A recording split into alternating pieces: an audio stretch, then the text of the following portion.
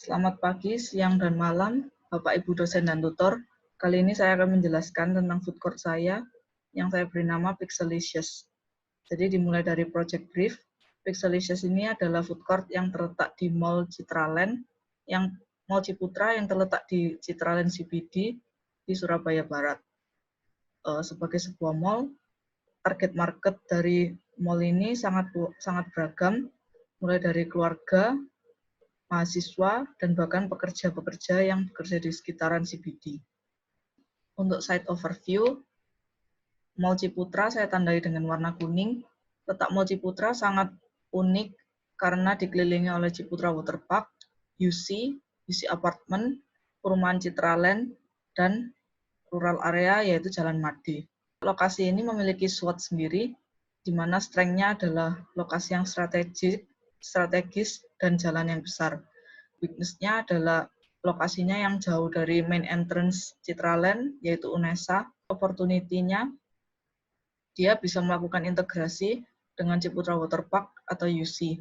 Threat yang dialami adalah sebagian besar keluarga hanya pergi ke mall pada weekend, dan pada hari biasa, hari weekdays, hanya akan didatangi oleh mahasiswa dan para pekerja. Untuk klien background, klien kita kali ini adalah Ciputra Group, di mana Ciputra Group ini adalah perusahaan pengembang yang sudah memiliki banyak sektor.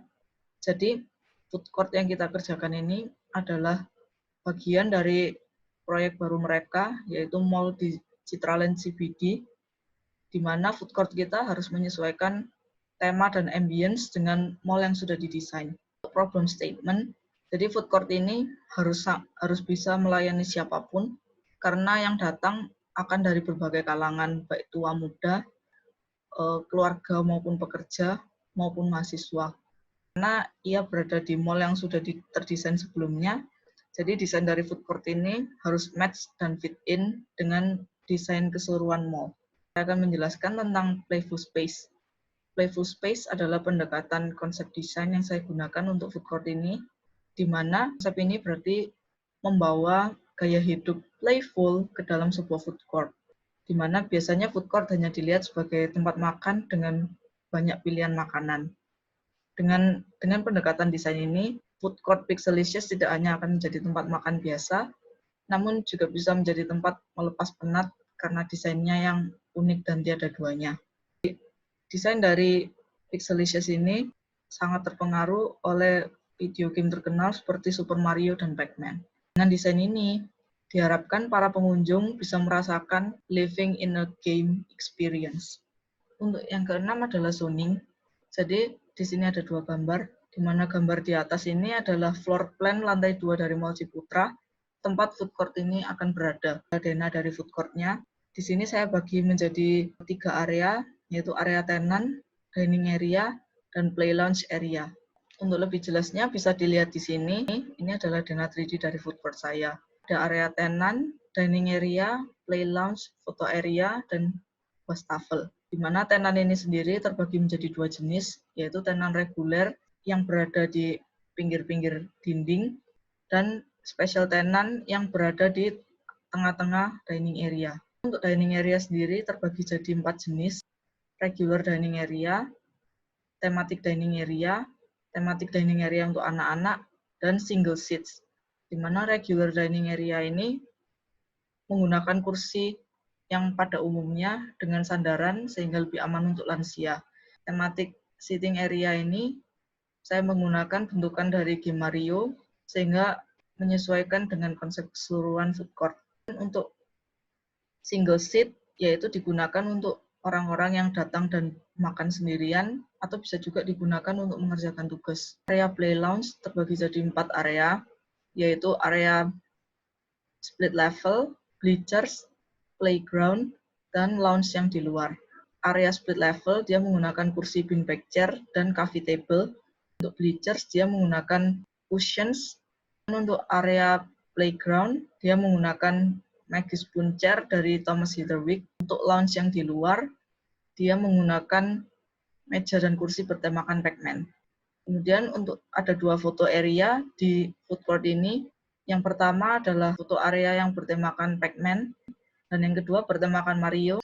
Kemudian untuk wastafel ada 2 wastafel, tiap area memiliki 3 wastafel. Kemudian di sini saya akan menjelaskan garis besar dari food court Pixelicious, mulai dari dining area. Seperti yang saya bilang tadi, dining area terbagi jadi 3 sub tema besar, yaitu thematic dining area, regular, dan singles, di mana tematik ini menyesuaikan dengan tema keseluruhan food court, dan regular dining area ini bisa digunakan untuk keluarga yang membawa lansia, dan singles dining area dapat digunakan untuk orang-orang yang duduk dan makan sendiri atau mengerjakan tugas. Untuk play lounge, seperti yang sudah saya jelaskan tadi, untuk area playground menggunakan Magis Puncher dari Thomas Heatherwick, bleacher seating menggunakan cushions, dan split level lounge menggunakan beanbag chair. Yang ketiga, tenants terbagi jadi 2 subtema besar, yaitu typical tenant dan corner tenant, di mana kedua desain tenant ini sebenarnya sama, tapi yang corner tenant lebih besar. Yang keempat adalah foto area. Yang pertama bertemakan Pac-Man, yang kedua bertemakan Super Mario. Sebenarnya pengadaan foto area ini adalah untuk memanfaatkan tempat-tempat yang sekiranya kosong dan tidak terpakai.